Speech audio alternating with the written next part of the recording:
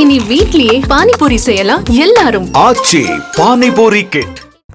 மயிலாடுதுறை சுற்றுவட்டார பகுதிகளில் இரண்டாவது நாளாக 1 மணி நேரத்திற்கு மேலாக கனமழை கொட்டி தீர்த்து வருகிறது. அது தொடர்பான காட்சிகளை தற்போது பார்க்கலாம்.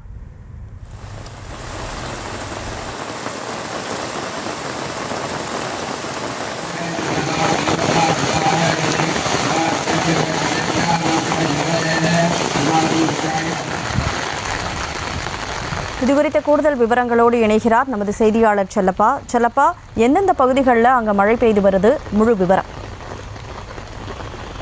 வணக்கம் கனிமொழி. அதாவது பார்த்தீங்கன்னா, வளிமண்டல கீழடுக்கு சுழற்சி காரணமாக தமிழகம் மற்றும் புதுச்சேரி மாநிலங்களில் கனமழை பெய்யும் என வானிலை ஆய்வு மையம் அறிவித்துள்ளது.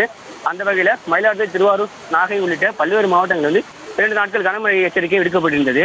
இந்த நிலையில் மயிலாடுதுறை மாவட்டத்தில் நேற்று அதிகாலை முதலே மிதமான மழை தொடங்கி மதியம் வரை கனமழை பெய்தது.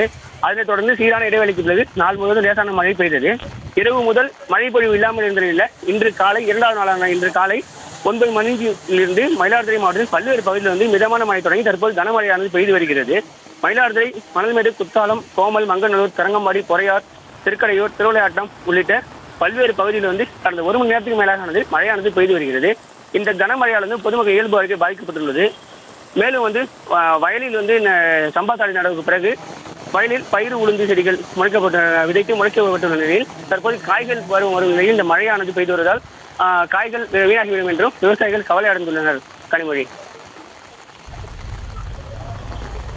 விவரங்களுக்கு நன்றி செல்லப்பா.